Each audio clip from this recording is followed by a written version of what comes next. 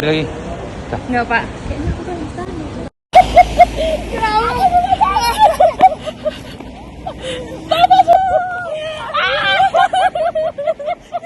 Aku juga nggak percaya mama sendiri. Ya ampun ya.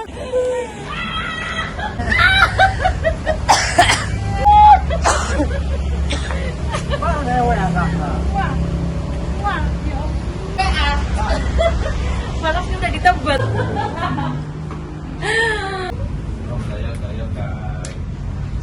Selamat malam untuk kita semua. Salam teman-teman. Terlebih untuk Bapak pimpinan, terlebih juga buat tim panggung dan semua rekan-rekan dan adik-adik aku yang ada di sini. Di sini saya mengucap bersyukur karena kita boleh bertemu dalam keadaan sehat di rumah kreasi kita ini. Di sini saya berbagi sedikit pengalaman yang saya jalani kurang lebih 5 bulan di negeri orang. Di situ saya diajarkan terlebih untuk mandiri, Yang kedua yang saya ambil juga on time, disiplin, terus kejujuran, ramah. Jadi di sini saya membagi sedikit pengalamannya, kisah nyata yang saya laluin. Jadi di awal itu saya sampai di negeri orang, saya beradaptasi dengan berbeda suku, berbeda agama, budaya, semuanya berbeda lah. Tapi kita dipertemukan di satu perusahaan itu. Kita itu tinggalnya, kalau di sana dibilang itu di dom, di mes gitu. Jadi kita itu di mes itu kurang lebih ada 4 atau 6 orang, tapi berbeda-beda nih, Ada yang senior, ada yang junior gitu. Jadi di awal itu sampai di sana, sejujurnya di hari pertama itu saya masih penasaran gitu. Saya ikutin dulu. Tahu-tahu di hari kedua, hari ketiga, jujur saya hampir menyerah. Sementara, aduh bagaimana ini? Ini udah ada ikatan kontrak itu. Bagaimana ini ya, saya berdoa. Dan di situ saya sempat down gitu. Dari segi makanan, dari segi ini nggak cocok di kita gitu kan, belum beradaptasi gitu. Jadi setelah itu, ini saya jujur apa adanya ya. Jadi apa ini yang akan menguatkan aku gitu kan? Bertelepon sama keluarga bilang itu sudah pilihanmu gitu kan. Terus mundur, aku malu bagaimana ini gitu kan. Jadi di malam hari ketiga, di hari ketiganya itu aku putar-putar konten Bapak. Jujur, aku putar-putar konten Bapak. Kebetulan pada waktu itu juga Bapak ada kirim konten di YouTube-nya. Aku buka ini, terus kalau nggak salah kalau kemarin itu aku pas buka konten Bapak itu yang intinya itu takutmu akan mengarahkanmu ke arah situ gitu. Oh benar juga ya, masa sih aku udah sampai di titik ini harus menyerah gitu ya. Jadi aku pelajarin. Oh seperti ini. Jadi memang bagi aku ini memang benar. Ini untuk mendongkrak keberanian kita, gitu kan? Masa sih aku nggak bisa gitu? Yang taunya anak Medan gitu kan? Jadi aku harus bisa gitu. Jadi dengan berjalannya waktu itu di hari keempat kita udah mulai dengan aktivitas kita. Udah masuk sampai di hari ke-8. Karena aku punya catatan semua gitu kan. Setiap apa yang aku jalani, aku punya catatannya gitu kan. Di hari apa aku yang paling down, di hari apa aku bisa bangkit gitu kan. Di hari ke-8 aku jatuh sakit tapi aku tetap bangkit gitu kan. Jadi karena ada prosedur bimbingan ke kita itu, kalau kamu full masuk akan mendapatkan seperti ini gitulah di sana itu kan ada seminar gitu kan. Jadi aku harus masuk, aku harus bangkit, aku nggak boleh lemah gitu. Jadi kujalani terus, kujalani. Akhirnya berlalu di bulan 2, aku nikmatin, enak juga. Sampai ke bulan 3. Jadi sampai di situ dulu. Memang karena banyak episodenya. Bersambung. Derai malam saling bersahutan, berkembang harum, rintik menepi, rambutnya putih, berwarna kerang, akan ku raih sepanjang malam. Terima kasih untuk kesempatan yang berharga ini buat saya. Sebelumnya saya menyapa dulu, selamat siang untuk kita semua di sini. Jadi di sini saya ingin menyambung di Takutmu akan mengakal dekat situ dan melemahkanmu. Ya. Jadi saya berpikir selama ini saya nonton konten Bapak dari tahun-tahun lalu. Masa sih intinya nggak ada buat saya? Masa sih hasilnya nggak ada buat saya gitu? Terus saya ngomong sama teman saya kan, dia ngomong gini, Kak nonton apaan sih, kata dia. Aku nonton gini. Saya sama dengan dia nonton. Jadi aku berpikir, masa sih aku kalah, aku anak Medan. Masa sih aku kalah, aku anak Medan gitu ya.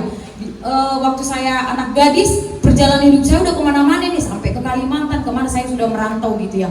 Masa sih di sini nggak bisa gitu. Terus habis dari situ di hari ke-9 saya masuk malam lagi. Terus kebetulan di situ manajer saya itu orang Batak Marga Panjaitan tapi sudah stay di sana. Dan dia mendapatkan istri orang Singapura Melayu. Jadi bapak itu memang agak-agak dekat ke saya. Beliau sudah berumur kurang lebih hampir 60. Jadi dia ngomong gini ke saya, Boruman Nurung, dia bilang gitu. Jadi saya gini, Pak manggil Boruman aja ya. Jadi saya bilang gitu. Oh iya dia bilang gitu. Terus jadi beliau mengatakan begini, maaf ya Boruman Nurung, saya sedikit berbagi cerita. Saya di sini hampir 22 tahun saya tidak memiliki keturunan dengan ibu. Jadi bahasa Bataknya dibilang dia, bisa nggak kalau kau itu kuanggaplah kayak boruku, katanya. Jadi baiklah di sini, dibilang gitu. Di sini intinya itu Boruman Nurung yang satu itu adalah disiplin, kejujuran, on time, itu aja. Jadi saya belajar, ada juga di sini jadi pendukung aku, jadi tiang aku gitu kan. Jadi di situ di hari ke-10, di hari ke-11, di hari ke-12 saya semakin penasaran ini. Oh ternyata seperti ini, ternyata seperti ini. Jadi yang saya alamin itu kalau kita itu kerja jalan kaki gitu ya, jalan kaki. MRT ada cuman jalurnya nggak pas gitu. Saya kalau hitung-hitung dari Hunter ke Hack jauhnya, pulang pergi. Jadi di sana itu saya lihat orang, semua pada sibuk, begini ya, jalan kaki. Jadi masuk malam itu jam 9, saya harus pulang subuh jam 4 gitu, jam 4 subuh harus pulang jalan kaki. Jadi belajar dengan itu saya makin kuat, udahlah saya harus bertahan. Dan saya juga mengingat dengan status saya gitu ya, kalaupun saya pulang, nggak ada yang menunggu saya selain keluarga gitu ya. Jadi saya harus berjuang karena di sana juga teman-teman saya itu banyak yang sudah single mom gitu. Jadi kita itu di sana di domnya ada khusus untuk masih gadis, ada khusus untuk yang sudah single mom, sangat istimewakan gitu ya, sangat istimewakan. Jadi saya bertahan. Jadi hampir ya Pak, sebulan saya di Singapura saya nggak ada komunikasi dengan Bapak. Dikarenakan saya mau pulang saya malu gitu ya. Jujur nggak pernah komunikasi ya Pak. Gak pernah komunikasi. Terus saya udah ikut Bapak Redman Anton, tapi saya nggak ada buahnya gitu. Jadi di situ saya jalani. Dan puji Tuhan, setelah saya sudah menerima hasil kinerja saya, oh ternyata begini.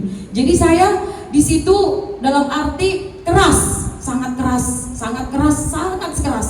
Dan kehidupan di sana itu serba mahal.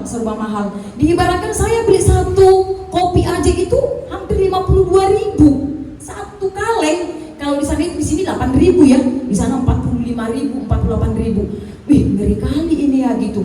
Mau kemana-mana juga kita mikir, ngeri gitu. Jadi dalam arti di situ saya dipelajari itu memang harus mandiri, keras gitu ya, keras dalam arti untuk membangun kemajuan kita sendiri ya. Jadi dalam arti saya itu di sana puji Tuhan selama saya mau menjalani 5 bulan, setiap tanggal 17 kami dapat seminari. Seminari dalam arti hasil rekap pekerjaan kami per bulan. Jadi kami berangkat agent itu 17 orang. Jadi dari 17 orang ini saya bersyukur sama Tuhan, saya yang selalu dapat parcel setiap tanggal 17. Itu saya dapat apresiasi seperti tadi rekan-rekan saya dapat parcel setiap tanggal 17 seminari. Dan di situ saya Bapak Panjaitan menawarkan ke saya, Bu Manurung, dibilang gitu, kenapa Pak? Kalau saya lihat dari hasil rekapmu, kayaknya kamu akan diperpanjang kontraknya, dibilang gitu. Jadi kontrak saya terakhir akhir bulan 7 selesai. Jadi habis itu tanggal 4 Agustus kontrak saya habis.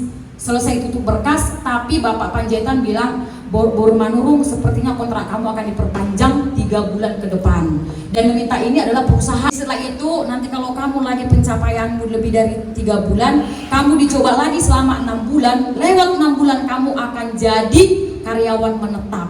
Kalau memang kamu berhasil, kamu tidak seperti permitmu akan ditanggung oleh perusahaan. Dan tempat tinggalmu itu bukan di dom lagi, kamu akan diberikan seperti apartemen. Bilang gitu.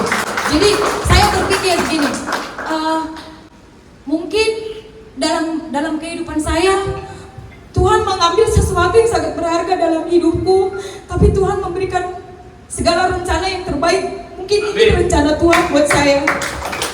Jadi di balik ini juga saya belajar atas referensi Bapak ya, dan saya berbagi di situ dengan teman-teman saya yang mereka yang rusak dalam rumah tangga, yang ini kebanyakan itu yang memang broken home gitu ya, ditinggalkan anak, suami yang tidak bertanggung jawab. Nih, saya cerita ke Bapak, Pak, tahu nggak Pak, di sini ada teman saya yang dari Palembang. Sana itu saya berbagi dengan teman-teman di sana semua. Jadi mereka gimana ya, mungkin adalah kayak gambaran jadi mandiri. Karena kebanyakan teman saya itu di sana wanita juga merokok. Jadi dalam arti di sana itu sigaret, kalau di sana itu kayak di sini Marlboro sekian, kalau di sana itu 280.000 satu bungkus. Jadi dia itu ngambil stoknya itu beli rokok, bukan kiriman untuk anaknya di kampung. Nah itu saya kasih gambaran. Kamu ngapain jauh-jauh ke sini meninggalkan anak-anak sama orang tua kamu kalau hanya untuk merokok? Jauh-jauh saya ngomong gitu. Jadi kalau seperti kami di sana itu kalau penggajiannya kami nggak ada melalui transferan. Jadi kita di sana itu penggajiannya kita dikasih akses gitu. Seperti ada kayak tabungan. Jadi gaji ini kita nggak dikasih semuanya. Takutnya kalau dikasih semuanya ini kontrak nggak akan kita lanjutin, perusahaan rugi. Dan berkas-berkas kita itu nggak boleh ditahan semua gitu. Jadi di sini saya sedikit bercerita, saya bisa pulang karena saya mendapat apresiasi itu. Saya masuk di sana tanggal 14 bulan 2. 14 Pak. Pas grand opening bebek ulang tahun. Pas bebek ulang tahun ya. Nah, di situ saya 2 minggu bekerja. Di situ saya juga udah agak lemah karena kita nggak ada digaji, gitu, nggak digaji. Mungkin di sana itu ngetes saya juga kurang paham. Jadi di minggu ketiga saya awalnya masuk di pagi jam 7.14, kita harus udah jalan kaki jam 5, gitu. Jadi sebelum masuk di jam ini kita harus kurang lebih 5 menit udah harus sampai di pekerjaan gitu, di tempat gitu kan. Jadi yang diambil di situ 7.15 harus masuk, kalau bisa 8 menit kita sudah harus di tempat. Nah di situ, jadi kita semua di sana nggak ada ngomong seperti kayak leader, nggak ada Pak gini, nggak ada. Semua itu bekerja akses. Jadi mereka itu melihat waktu kita dari akses. Penilaiannya dari situ yang saya tahu. Jadi di sana itu saya sampai boleh cuti sampai di sini. Bapak itu karena saya masuk malam, karena malam itu sangat diistimewakan. Jadinya kami libur di Sabtu dan Minggu. Kalau kalau dia shiftnya masuk pagi dan second sama pagi, mereka Sabtu masuk, tapi Minggu libur off. Jadi karena saya memang masuk shift malam, saya dikasih apresiasi Sabtu dan Minggu off. Jadi setiap kita full kerja per bulan selain Sabtu dan Minggu, kita dikasih off. Di sana itu nggak ada namanya lembur. Kita pencapaiannya di target yang kami kerjain ini per hari di 8 jam berdiri, 8 jam di depan mesin itu sebanyak 1.500 kilo yang harus kita packing gitu. Yang harus kita packing 1.500 kilo. Jadi saya nih yang saya kerjain, kami selama 8 jam istirahat cuma 15 menit, makan 1 roti, sama kalau kita minum langsung dari keran yang sudah disterilkan, pakai selang langsung itu. Habis itu makan langsung pakai wearpack semua, langsung masuk step masuk ke dalam. Jadi yang saya dapat karena saya mendapatkan apresiasi penghargaan Parsel itu begini, di sana 1.500. Jadi sebelum dapat jamku untuk off pulang di jam setengah 4 subuh, saya itu udah mengeluarkan sampai di 1.700 kilo. Saya tidak pernah mengambil yang ditargetkan 1.500, harus saya lebihin. Saya lebihin. Itu memang sangat sulit, tapi sesudah kita jalani, kita nikmati, akhirnya saya jadi cepet kali sih waktu, cuma 8 jam, boleh dapat saya 2.500 kilo lah, 3.000 kilo lah, gitu ya. Jadi memang sangat dibatasin gitu. Jadi kalau kita pulang itu, pulang di setengah 4 lewat 10, kalau bisa itu kita setengah 4 kurang 5 menit kita sudah harus melewati akses ini. Kita semua laporan itu ngetap, kita cuma ngetap doang di mesin. Jadi semua rekap kita itu di mesin.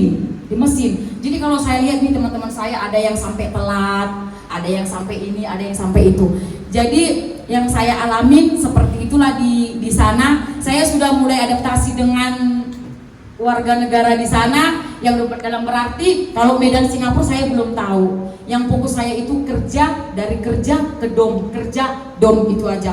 Jadi maksud saya bisa dibilang Bapak Panjaitan, bisa rekomendasi dari kamu. Kalau kamu nanti lewat dari 3 bulan lagi di sini, kamu bisa membawa 7 orang dari sini rekomendasimu. Itu sangat dihargain gitu ya. Jadi makanya saya di sini mudah-mudahan saya bisa menjalani yang ke-3 bulan ke depan. Saya bisa memboyong teman-temanku, baik yang dari Hunter, yang dari Toton Group lah, kalau ada yang di kebun. Jadi kalau di sana itu nggak ada mengenal usia. Kalau kamu mampu, ayo. Begitu. Kalau kamu mampu, ayo. Tapi memang sakitnya di sana kaki saya kok kayak batu, 8 jam berdiri. Jadi itu yang saya bagikan. Makanya saya dapat libur itu hampir 10 hari. Diambil Sabtu dan Minggu. Saya teleponan sama Bapak PC, Burman, kayak mana kami? Bapak tawarin mau ke kebun. Kami mau ke kebun tanggal 10. Dia bilang Bapak, oh iya Pak, iya. Kebetulan aku nggak bisa bohong. Sementara aku maunya libur, mau jalan-jalan dulu gitu kan. Jadi karena memang kalau berkas kami kan nggak boleh di tangan, dipegang sama HRD kami, nggak boleh kan. Jadi gimana ya? Aku mau bohong sama Bapak nggak bisa. Atur mainan Bapak gitu kan. Dan kita ke kebun dulu, dan gitu. Aduh gimana ya? Telepon sama Mak, kayak mana Mak, aku ada libur. Kalau nanti aku ke kampung kayaknya kurang lama, tapi aku memang terbatas. Mak, boleh nggak aku liburnya ke Jakarta? Aku bilang gitu. Nih biar ngomong saya sisi dari gani. Nanti ingat kalau lagi di Hunter itu, tapi nggak apa-apa lah. Mungkin kamu kangen sama teman-temanmu. Di mana yang buat hatimu senang, nggak apa-apa, nang pergi lah gitu. Jadi datang Bapak, semangat banget nih Bapak sambil PC kami di Hunter. Berman gini, kirim nomor paspormu. Aku buka di album dulu ya Pak, soalnya paspor kami kan ditahan. Aku bilang gitu. Kenapa Pak? Pas video callan Bapak ngambil tiketku dari Jakarta Singapura. Ada libur hampir 10 hari lah ya Pak, lebih. Jadi makanya saya bisa ada di sini berbagi sedikit cerita buat teman-temanku semua. Itulah perjuangan aku di negeri sana. Semoga bisa bermanfaat untuk teman-temanku semua. Terima kasih ya Pak. Terima kasih untuk semua teman-temanku. Terima kasih. Terima kasih untuk Ibu investor, Ibu Burman atas pengalaman kerja. Semoga menjadi inspirasi bagi kita semua yang ada di Toton Group. Semangat di negeri orang Bu, ingat kami yang ada di sini. Terima kasih.